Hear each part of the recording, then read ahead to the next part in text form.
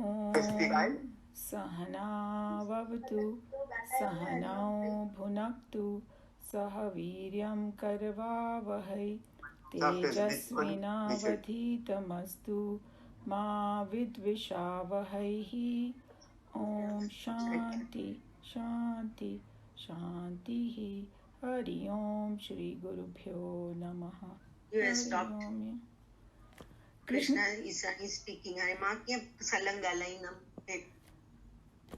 कृष्णा जी आपका video sorry आपका mute unmute होता जा रहा है बार बार but I just muted you just now Vasudeva सुतं देवं कंसचाणूरमर्दनं देवकी परमानन्दं कृष्णं वन्दे जगद्गुरुं कृष्णं वन्दे जगद्गुरुम् Okay, so we are on verse 2 of Bhagavad Gita. In the first verse, Arjun inquired that, hey Krishna Bhagwan, you praise both the karma sannyas and karma yoga, and tell me conclusively which one is better out of the two. So he realized that he was confused. So now we'll go to the verse 2. श्रीभगवानुवाच सन्न्यासकर्मयोगश्च निःश्रेयसकरावुभौ तयोस्तु कर्मसन्न्यासात् कर्मयोगाविशिष्यते. Sannyasaha is renunciation, karma yoga is yoga of action, cha is and, nishreyas karo meaning leading to the highest bliss. So it's interesting how we use the words leading to the highest bliss instead of saying self-realization or anything, but it's the same thing. And we all get more excited about reaching the highest bliss. Ubhau is both. Tayoho of these two. Tu is but. Karma sannyasat, then renunciation of action. Karma yogaha, yoga of action. Vishishyate is superior. So let's see what Krishna Bhagavan is saying. So obviously Arjun was confused. He thought there are two different paths. And as I said, in Bhagavad Gita, it's a subtle subject, so we have to go a little slow and we have to go to the subtle points of it. So it seems like two different paths, but what reality it is, and we have discussed it many times, that it's the same path, but at different points of it. So just keep that in mind, and we'll see how Swamiji has explained and other Swamis have explained. So firstly, what Krishna Bhagavan is telling, first thing he says that yes, the both karma sannyas and karma yoga, they take you to the ultimate goal, ultimate bliss. यहाँ पे बोला है, which is the same thing as. But what it is that Arjun thought there were two distinct paths and you can choose, and Krishna Bhagavan is explaining in this verse, no, they are the same path, but karma yoga is the first step, and karma sannyas is the second step. So it's the same road, but and it takes you to the same destination, of course. Because it's the same road, it will take you to the same destination. It just appears as two different roads. So that just it appears. So what is the difference in that both? That one is focused more on performing your action, and other one is focused more on gaining the knowledge. That's what it is. So if you have to want to make a distinction, you can make a little bit like this. So one of the Swamis gave a very interesting analogy, because we need some analogies from the world, He said, you take a flight going in one direction, and California is the best place. If you want to go to India, we can go via, China and all those Asians. So you go in one direction, cross the, Pacific Ocean, or you can go to Europe and go. So it looks like the flights are going in two different directions, but in the end, they reach the same place. I thought that was a brilliant analogy, that koi sochega, there is no way, if he's going this way and this guy is going this way, how they'll reach the same destination. The world is round. It will come to the same destination. So he's just saying that what the analogy is, that it seems like two different, very different paths, But in the end, they do reach at the same place. So just remember that. So what Arjun was thinking in his mind was, hey, if I become a sannyasi, I can get this very quickly. You know, that's how his, like we have this anxiety. I want to go to this path quickly. Don't we do that in our class? I want some fast method. Why am I wasting my time? So that's how Arjun was thinking too. Hey, I can just, become a sannyasi. Why do I have to fight this war and waste my time and all that? But, and Anilji and I were discussing before the class, because he read the verse 2 and all that before coming. And so it is like, what it is what is good for me? What can take me there? That is the most important question over here, because everybody's made up of different mind and all, different body type, different mind, different emotion, different, gunas and all that. So it is like something like apple and orange. Hey, which one is better? Hey, it depends on what you like. What suits you. If you have if you have an acid problem or something, then orange may not be that time good. I don't know. I don't know exactly, but I'm just saying. And so those are the kind of things you have to say. So if somebody might eat one fruit and get sick, and another might feel very nourished by it, So that's what it is. So, and then what is true renunciation, he's going to discuss further. But वो दिल्ली वाले स्वामी ने बहुत अच्छा बोला कि sannyas means shad sannyas. Shad means 6. And the 6 things which are the negativities in our mind. Kam, krodh, lobh, moh, mammats, matsarya. So when you talk about sannyas, the true sannyas is getting rid of those things. That's what we need to focus on, that how to get rid of those things. So what he was saying, the Swamiji was explaining that just by deciding or announcing that, hey, I'm going to take this path, that doesn't help, So rag dvesh doesn't just go like that. Just I've announced, I'm not going to be jealous, I'm not going to be, aise nahi hota hai. So because we have our intense likes and dislikes, so, even though I may announce it, it will still continue. It takes a while to get rid of it. And that's why people who are like in certain mode of mind, for them, Karma Yoga becomes so important. And there is a word over here he used, Nishreyas. And we have discussed this word. The Nishreyas is that final realization. So here he's saying that both of them will read. But what the most important thing Krishna Bhagavan tells Arjun in this verse is that Karma Yoga is better for you. He's prescribing, I can't say this word. He's prescribing, sorry, I got too excited, I guess. Krishna Bhagavan is saying that to Arjun, that for you this is better because he's talking to a particular kind of person. So it doesn't mean that he's saying for everybody karma sannyas is not right. So that's the subtle part about over here, because some people who read this, Krishna Bhagavan said this. No, he's talking to a particular person. When a doctor is talking to a patient, he's going to tell what patient needs. But another most important thing is Arjun represents all of us. Because, full of desires, full of like doership, ye bhi karna hai, wo bhi karna hai, those kind of personality. So we fit into that personality. That's why it's important for us, So just remember. So that now let's look at that. What is my nature and all that? How do I determine? So, our mind and gunas and all that. So I have to see that what is right for me. That's why I cannot follow anybody blindly. In fact, what the Dilliwala Swami said, you cannot even follow your guru blindly. Just because guru is doing, I have to do this same thing exactly for guru, that may not help also, because the guru's mind may be different. So then it's not that sadhana that you are. So those are the very important things. So what are the things that we have to examine? Am I the thinking type, and do I have doership? Am I an emotional person? Do I have like control over my mind, my senses, And then once I kind of determine that, then I will know where I fit. As I was saying that we are mainly people with lot of desire, wanting to do this, wanting to do that, more rajasic and all that. That's why. Okay.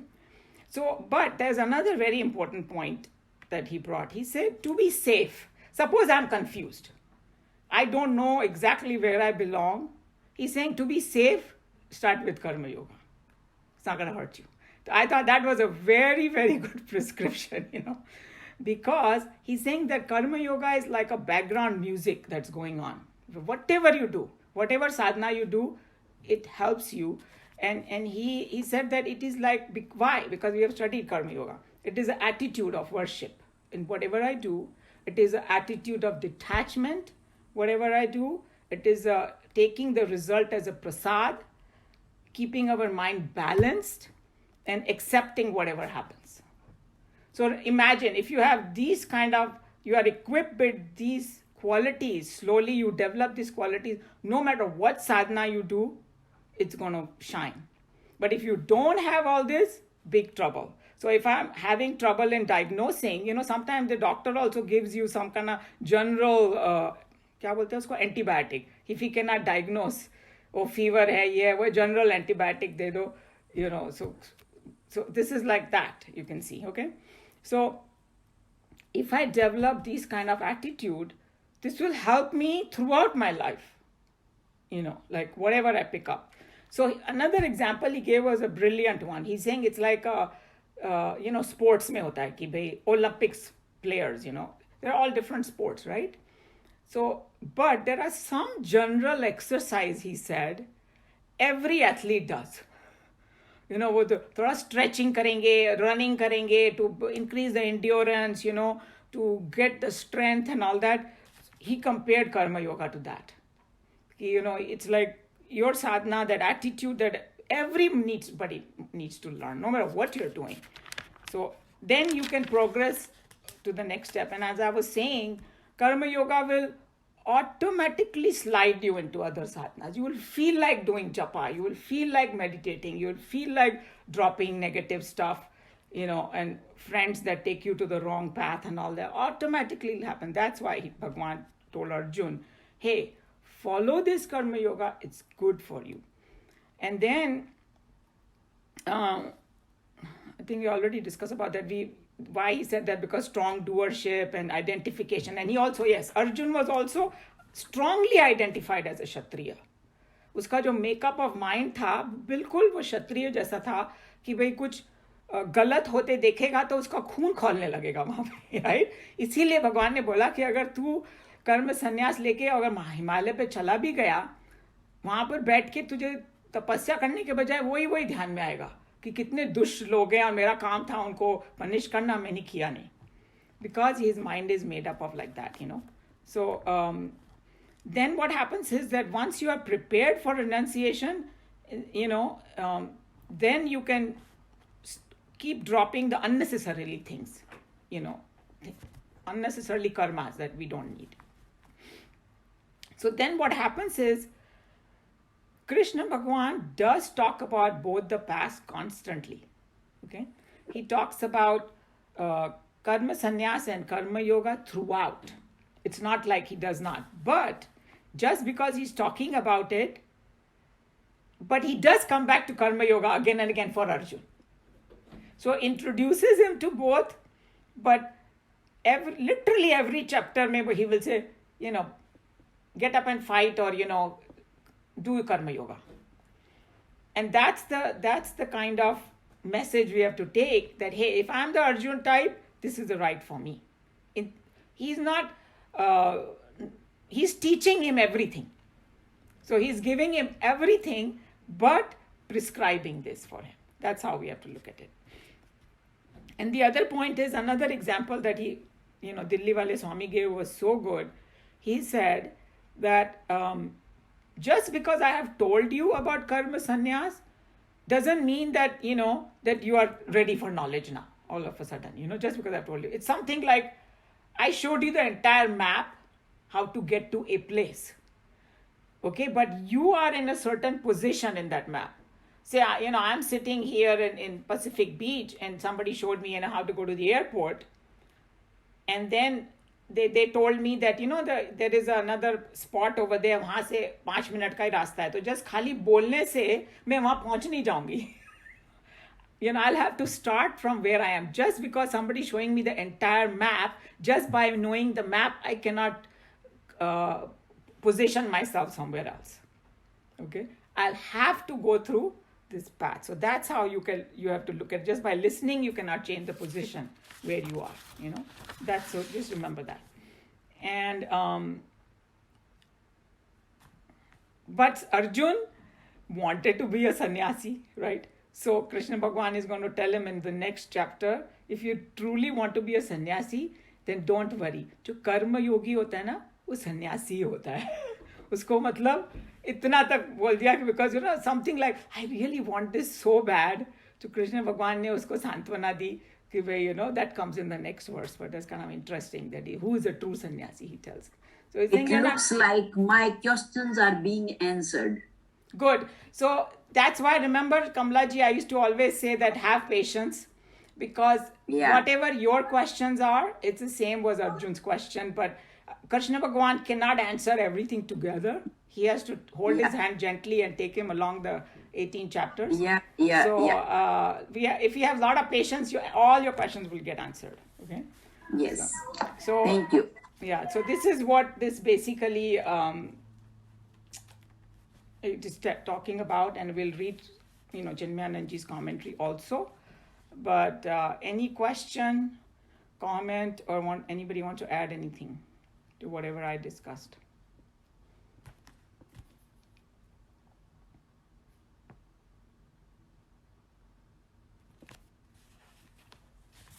Okay, so I'm assuming everybody's okay with it. So Anilji, you can start. All right. Renunciation of action and yoga, renunciation of action and yoga of action both lead to the highest bliss. But of the two, yoga of action is superior to the renunciation of action. So here, as I reminded, that because he's talking to Arjun, that's why he's telling him that yoga of action is superior.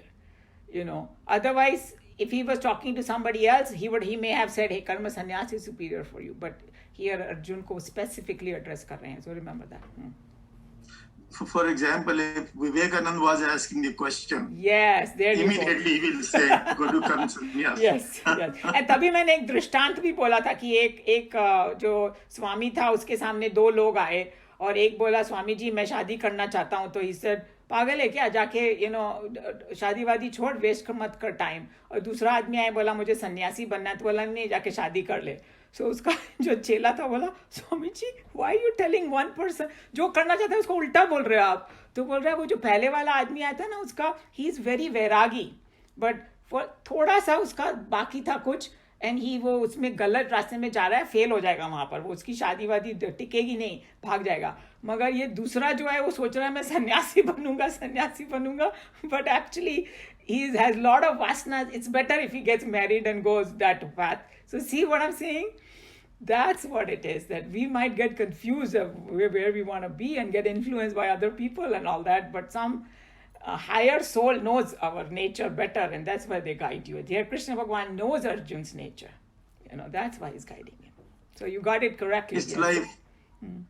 It's like self-medication versus going to a doctor. Correct. Very, very good analogy. Very good analogy, yes. From the very type of the question with which Arjun approached Krishna in the opening verse of this chapter, the Lord understood the abject state of ignorance in which Arjuna revelled. According to Arjun, Karma Yoga and Karma Sannyas Yoga are two distinct paths which would lead the practitioner to two different goals in life. So we discussed that Arjun thought there are two distinct paths. That's why he got confused. But in Arjun's case, one path will automatically lead to the next path. Yeah, and for everybody it is the same thing. Yeah. Right. So exactly like a map where you are standing. Start from there. And that's why they say everybody's path is different, because you could be at a different level at all. अगर 10 मील लंबा रास्ता है तो you could be anywhere, right? So you start from there. by making Arjun raise this doubt, the historian in Vyasa is in a way painting for us the despicable state of the Vedic decadence that had come to the Hindu fold at the time of Mahabharata. Even Arjun, a well-informed and educated man in the Vedic culture of this day, was himself full of misunderstandings regarding the secret technique of the Veda, which indicated the method of integration and spiritual evolution in man. So this is, I think, what you were discussing, right? That how even Arjun, who was supposed to studied all the Vedas, and because in those days in the Gurukul, they were teaching them both. They were teaching them Brahmagyan as well as, but even at the 5,000 years ago, people were getting confused. और अभी तो हम Anil ji and I were talking about it. उसका कितना रूप बिगड़ा हुआ है इंडिया में, you know, about all these practices. God, really terrible. Yeah. Beneath the luxurious overgrowth of detailed narrations in the Vedas ran a complete pattern prescribing an efficient technique of self-adjustments and growth. Just as by looking at the trees one fails to see the forest, so too here the Hindus of the day, preoccupied as they were with the ritualistic details, failed to see, to pursue, and to come to gain by the secret methods of harmonization of personality. Gita is the first independent attempt to make a restatement of this secret technique, naked of all its unnecessary embellishments and rich decorations. So see, this is very important to understand this paragraph. They are saying it's not like Krishna Bhagavan came up with some new method. These are laws of, nature, you can call it, has been there forever. But in the Veda, it got covered by all the rituals, embellishments and all that. मतलब होता है ना कि क्या बोलते हैं, उसका सारी भूल गए क्या है. And to me the best analogy is that I forgot the goal and I'm just get stuck with the means को ही goal बना लिया. और जो real goal था, so somebody going to college and he forgot that I'm there to get a degree so that I can move on and get a job, and he's doing all the extracurricular activities and he forgot to get a degree. Something like that. So he's saying that here in Bhagavad Gita, they have taken off all the extra embellishment and just tried to give it, naked truth kind of thing. Man is essentially prone to be inert. If left to themselves, the majority of men would demand in life only food to eat, with the least amount of exertion and plenty of idle hours. From this unproductive inertia, the first stage of man's growth is in his being awakened to activity, and this is most easily and efficiently done when the individual's desires are whipped up. Thus, in the first stage of his evolution, desire-prompted activity takes man out of his mental and intellectual inertia to vigorous activity. So remember the 3-stage thing, that first in the beginning, and what he said over here, if you think about it, majority of the people को ना बोलो कि तुमको ना मैं पूरी salary देता हूँ, तुम घर में बैठो, वो बहुत खुश हो जाएगा. सबसे कम काम करो और खूब पैसे कमाओ. That's what every youth also want. Hey, maximum money where I can get. They don't see how I can do some work. सबसे पहले what salary, It's a human nature he's talking about. So, this is what it is. That from like tamas, if you want to go to rajas, hey, do some more activity, maybe you can get more money. It's okay to start from there. And let's see the second paragraph, the second stage. So, Umaji, does it mean that most people have to go through all 3 stages? No. Now again the same जो हम लोग ने पढ़ा कि where you are, it's not necessary that there are in our own group also, in our own family also, you will find all kinds of people. One is सुबह 5 बजे उठ के शुरू हो जाएंगे, and some people will be like spending most of their time doing social work. Other maybe just workaholic and earn money. And the third, they can't even get up from bed. मेरे को चाय भी लाके दे दो मेरे bed में. See what I'm saying? So not necessarily everybody is there. Everybody can be different, but just because he's talking in general, that Generally, man would love to be lays around. Okay, that's all he's saying. But that doesn't mean you are there. Okay, that's what it means. In the second stage of his growth, he becomes tired of the desire-motivated activities and feels energetic when he is advised to spend at least a few hours in a noble field with a spirit of dedication and service. See, here, many times it happens to people. They get so bored of doing like what they are doing and say, God, I'm not getting satisfaction. फिर वो कोई social service join करेंगे in a sense कि, maybe once a week I will go, soup kitchen. I'm just giving an, और मंदिर में जाएंगे. And and मंदिर घर में कुछ काम धाम नहीं करेंगे, but they get excited to work in the मंदिर. Oh, I'm because I'm doing they will do even झाड़ू in the मंदिर. कभी घर में तो कभी नहीं उठाएंगे झाड़ू वाड़ू, वहाँ जाके करेंगे. Because they're getting excited now to do something for the society, for people and all. That's what he's talking about. That's somewhere inside us, we do want to do that seva. It is hidden in us. And we get pleasure out of it and we feel more satisfaction, when we do those things. So, such activities are generally undertaken in the service of others, where the individual works with the least ego. The secret of working in this spirit of self-dedication has been already described in an earlier chapter. When an individual in this second stage of self-development works with his ego subdued in a spirit of devotion and dedication, he comes to exhaust his vasanas. Thus unloaded, his mind and intellect develop the wings of meditation and become capable of taking longer flights into the subtler realms of joy and peace during his meditation. So this is like purging your vasanas. When you do that, service and all that, or negativity, because when you are doing some social service for organization and all, your ego is down. That's why you will take a menial job also over there. I'm doing it for service. हम ना घर में नहीं करेंगे चाहे, वहाँ जाके करेंगे. If you go to all the gurudwaras and all that, all these rich women, they will be beloing roti and all that. In fact, they clean up your shoes also. They take the seva to the highest degree over there. They will take your shoes and clean it up. But they are happy doing that because they are doing, for some higher purpose they are doing it. Purge their negativity and, ego and all that. And I have noticed that when you are in this kind of service, somehow the energy comes in and you don't feel tired. Yes. Absolutely right.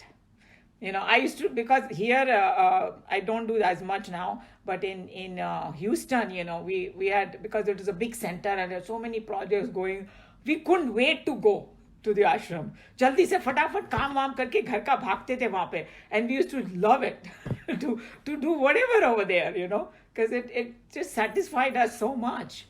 So I can easily see what, about the second stage over here. The third stage of development is accomplished through meditation, which will be discussed in Gita chapter 6. To summarize, we may say that the spiritual processes of self-evolution fall into three stages.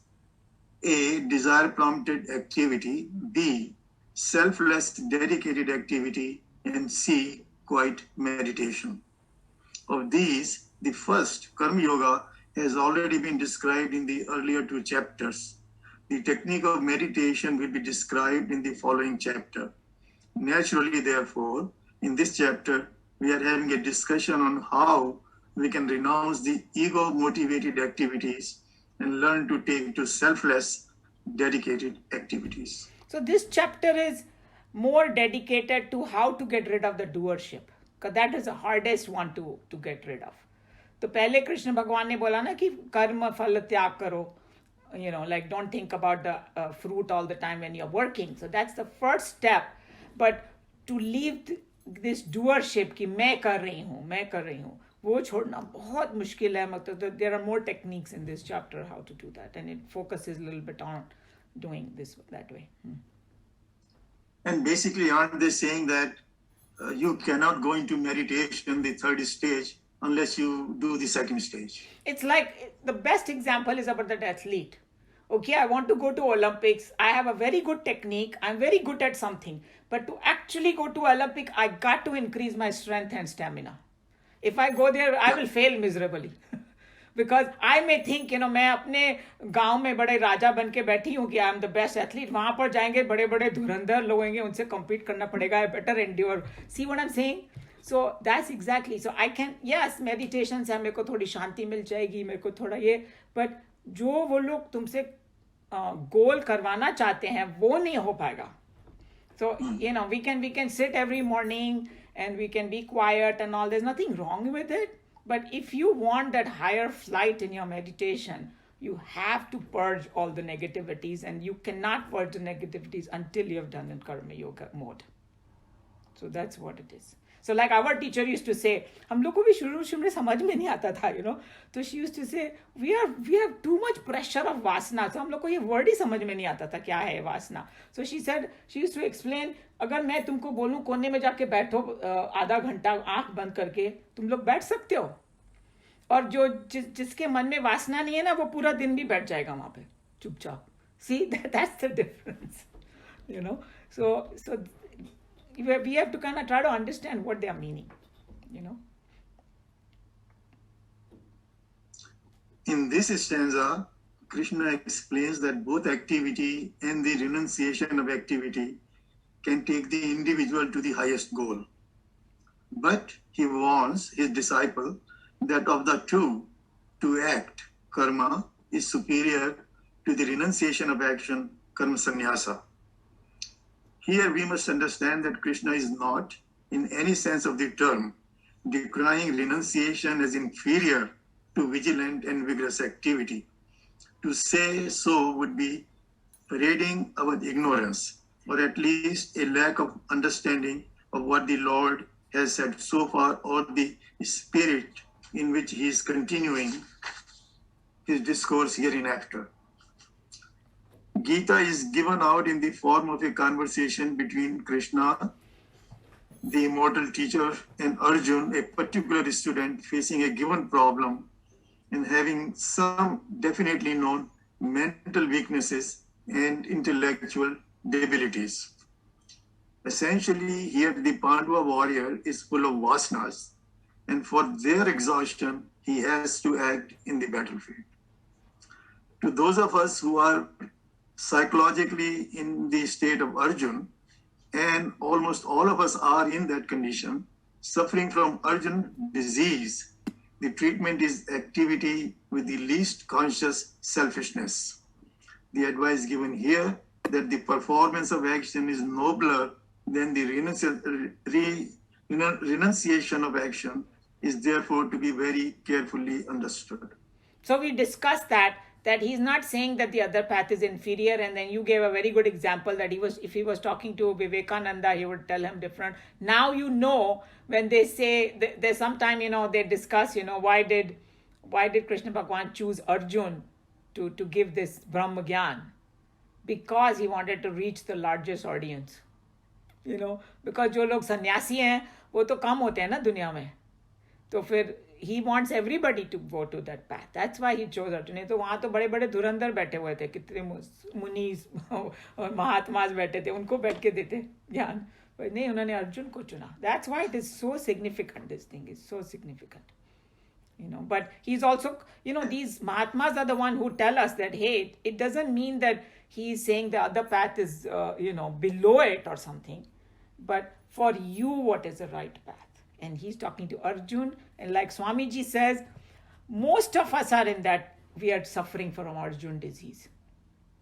They call it Arjun disease, that like confusion, I don't know what to do, confusion about my path, confusion about my goal, confusion about my karma, my identity, all of those, we suffer from the similar kind of thing. But now it's getting a little more clear as we are going further. And so same thing happened with Arjun also.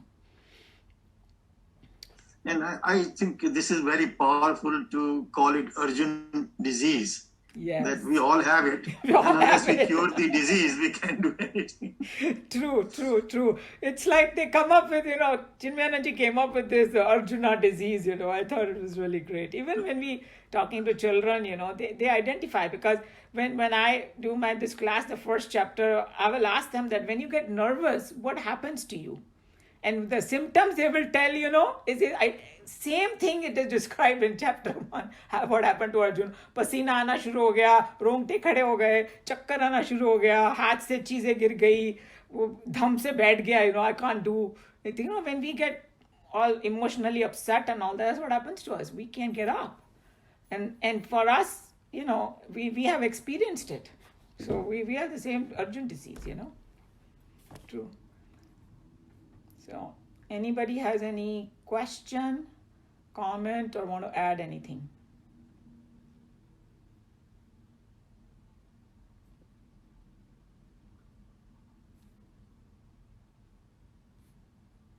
So should I read the next line for the next chapter? Next verse. You can read. I was not planning on doing the third one, but is that the first line is in the same part? You can read it. Why so it is said. Yeah. So if you don't want to do this verse, then we can just close it here. Yeah, because it's already and then the reason I'm giving kind of equal time to both, because Kathopanishad also is very kind of involved and very, very important right now, because those verses also requires a lot of thinking, and like you were saying, Anilji, when you read, you felt a little bit, it was difficult. So I think we can spend some time on, because once we learn Kathopanishad, what he's talking about, even, Bhagavad Gita gets easier, and vice versa. We learn Bhagavad Gita, Kathopanishad get easier. So if anybody doesn't have anything to say about this verse or this concept, then I'll close. सर्वधर्मान् परित्यज्य मामेकं शरणं व्रज अहं त्वा सर्वपापेभ्यः मोक्षयिष्यामि मा शुचः हरि ओम श्री गुरुभ्यो नमः हरि ओम.